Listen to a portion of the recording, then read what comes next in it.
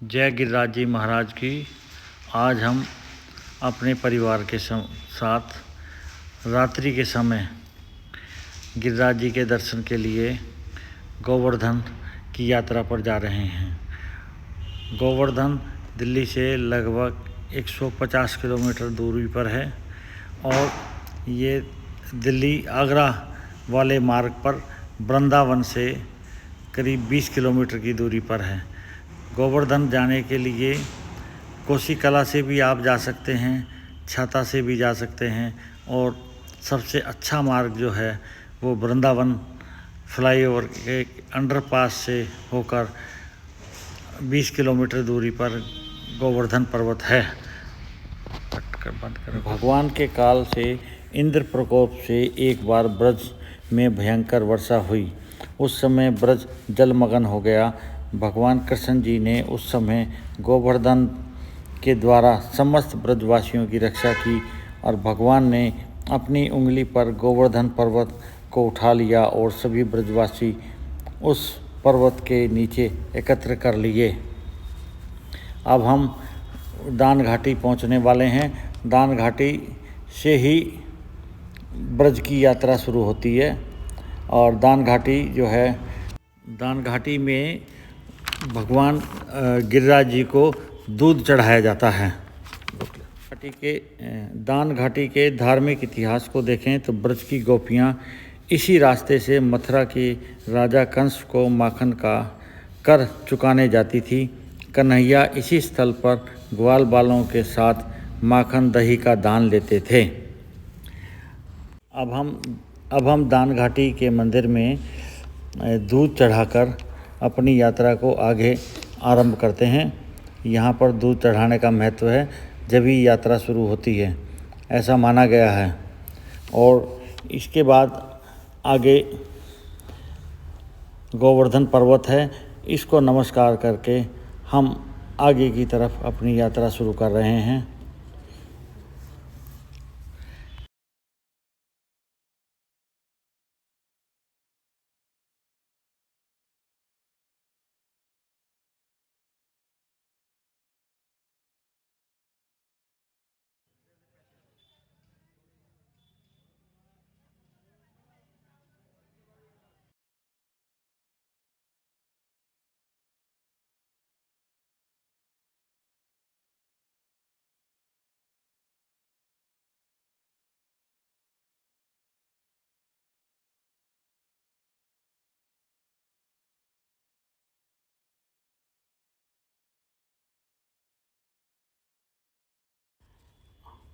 अब हम e rickshaw में बैठकर अपनी यात्रा शुरू कर रहे हैं। ये गोवर्धन पर्वत आपको सामने दिख रहा है। रात में आगे गोपाल साक्षी जी का मंदिर है। गोपाल साक्षी जी साक्षी देने के लिए विद्यानगर चले गए थे। वहाँ पर जन समाज में यह साक्षी दी कि बड़े विप्र ने छोटे विप्र की सेवा से प्रसन्न होकर उसे अपनी बेटी का विवाह करने का वचन दिया था। तब भगवान वहाँ साक्षी बनकर वहाँ गवाही देने पहुँचे थे कि भाई मेरे सामने इस बड़े विप्र ने अपनी बेटी की शादी करने का वचन दिया था, तब उसकी वहाँ शादी हो सकी। चलो आगे चल बेटा। ये साक्षी भगवान जी का मंदिर है। आप इनके अच्छी तरह दर्शन करें। भगवान आपकी मनोकामनाएं पूर्ण करें। भगवान साक्षी देव जी की जय। अब हम यहाँ से अपनी यात्रा आगे प्रारंभ करते हैं ई रिक्शा में बैठ के। अब हम ई रिक्शा में बैठकर पूछरी का लोटा मंदिर पे जा रहे हैं। राजस्थान के भरतपुर डिस्ट्रिक्ट का कुछ भाग भगवान कृष्ण की किरण स्थली रहा है। इस भाग को ब्रज क्षेत्र में शामिल किया गया है। उत्तर प्रदेश क्षेत्र में स्थित 21 किलोमीटर गोवर्धन पर्वत की परिक्रमा के मार्ग के दौरान राजस्थान में पड़ने वाले पूछरी का लोटा स्थल का विशेष महत्व है। यह श्री कृष्ण के सखा थे जो गोवर्धन परिक्रमा करने आए श्रद्धालुओं की हाजिरी लेते हैं और साथ ही इनके दर्शन करने से परिक्रमा पूरी मानी जाती है। अब हम पूछरी का लोटा के मंदिर के दर्शन कर रहे हैं और इसके बाद हम राधा कुंड की तरफ रवाना होंगे।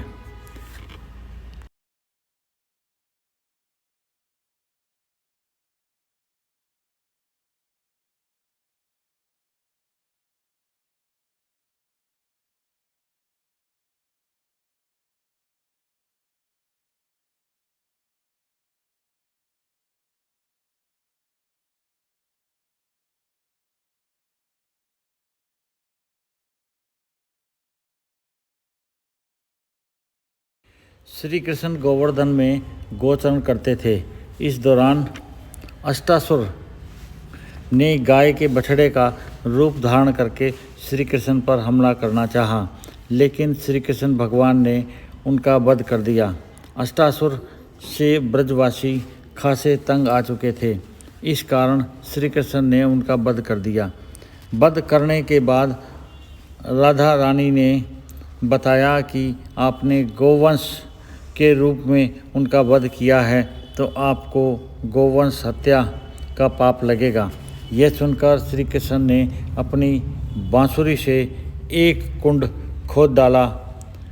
उसने स्नान किया। इस पर राधा ने अपने कंगन से दूसरा कुंड खोद दिया, उससे स्नान किया। श्री कृष्ण के खोदे कुंड को श्याम कुंड कहते हैं और राधा के खोदे हुए कुंड को राधा कुंड कहते हैं। ब्रह्म पुराण में गर्ग संहिता के गिरिराज खंड में अनुसार श्री कृष्ण राधा जी की इच्छा अनुसार उन्हें वरदान दिया था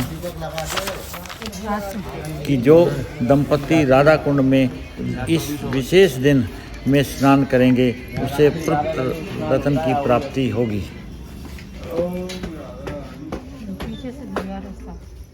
जी मैं मैया पीछे से ना भगवान उधर आगे से आते हैं। हाँ आगे से घूम के आते हैं। वो 900 मीटर घूम के है। वो तो दोनों कुंडों का संगम है।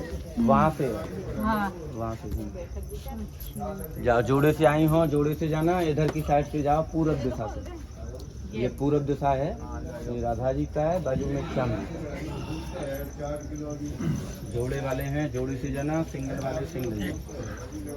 यही का ही व्रत करती हैं माता बहन। कार्तिक महीने में अहुई अष्टमी करवा चौथ का व्रत करें ना, यहीं से ही है। जिन माता बहनों को पुत्र नहीं है, लड़कियां ही लड़कियां हैं, संतान नहीं है, इसी कुंड में फल छोड़ते हैं।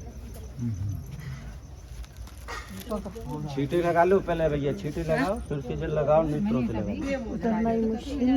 इधर ही बैठ जाओ, ऊपर ही बैठ जाओ, यहीं बैठ जाओ।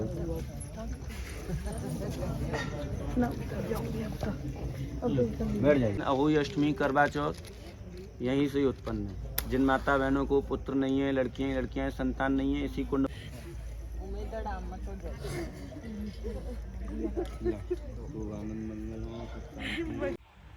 अब हम गोवर्धन पर्वत, जहाँ गोवर्धन महाराज की प्रतिमा लगी हुई है एक, वहाँ पर पहुँचे हैं। यहाँ गोवर्धन जी को लोग पूज रहे हैं और इनका श्रृंगार किया हुआ है। श्रृंगार करते समय यहाँ वीडियो लेना मना है, परंतु श्रृंगार के बाद आप वीडियो बना सकते हैं। भगवान कृष्ण ने अपनी उंगली पर इंद्र के प्रकोप के कारण गोवर्धन पर्वत को उठाया था और ब्रजवासियों की रक्षा की थी। आप इसे अच्छी तरह ध्यानपूर्वक देखें और इनको नमस्कार करें। भगवान जी आपकी परिवार में सुख समृद्धि रखें।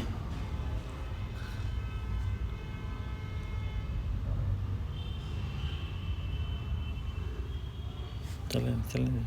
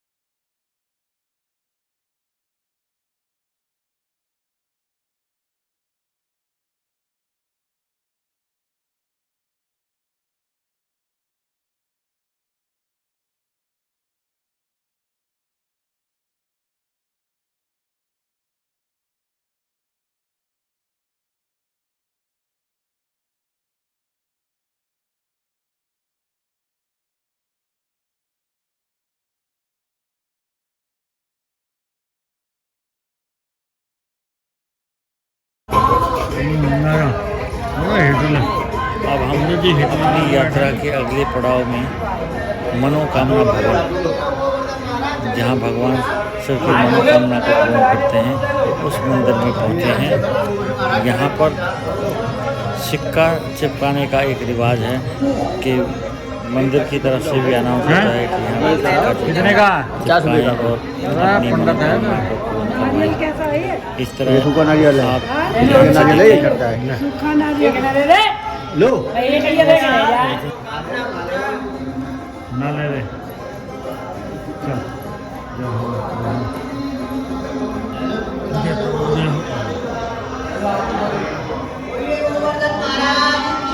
जा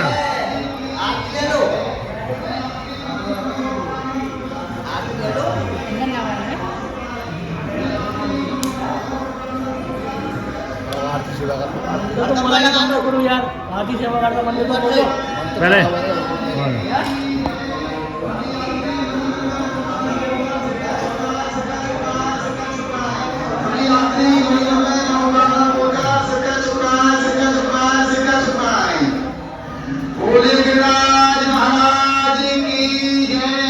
सभी यात्री मणिमन में मनोकामना बोलकर सिक्का चुपकाए, सिक्का चुपकाए, सिक्का चुपकाए। सभी यात्री मणिमन में मनोकामना बोलकर सिक्का चुपकाए, सिक्का चुपकाए, सिक्का चुपकाए। बोलिए गिरिराज महाराज की जय। सभी यात्री मणिमन में मनोकामना बोलकर सिक्का चुपकाए, सिक्का चुपकाए, सिक्का चुपकाए। सभी यात्री मणिमन में मनोकामना बोलकर सिक्का चुपकाए, सिक्का चुपकाए, सिक्का चुपकाए। बोलिए गिरिराज महाराज की जय। सभी अब हम मानसी गंगा मंदिर गिरिराज जी की यात्रा में एक मंदिर पड़ता है, इसको मानसी गंगा बोलते हैं। ऐसा माना जाता है कि मानसी गंगा पर गिरिराज जी का मुखार बिंद है, उनका पूजन होता है। यहाँ पर हम पूजा करके अपनी यात्रा को आगे की तरफ बढ़ाएंगे।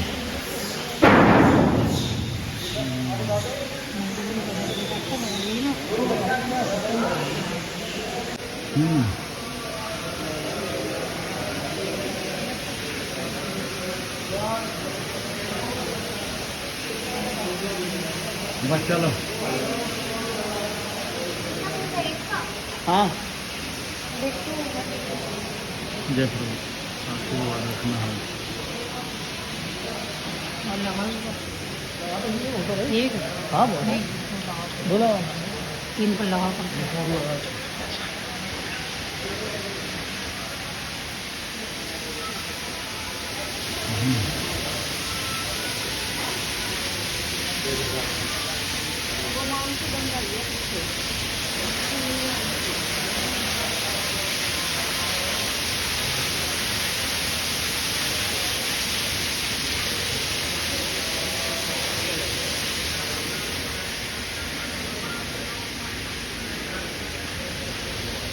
जय हो।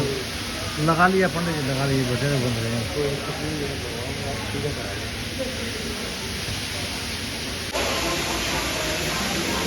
आप इस वीडियो को लाइक, शेयर एंड सब्सक्राइब करें और पूरी वीडियो को देखें।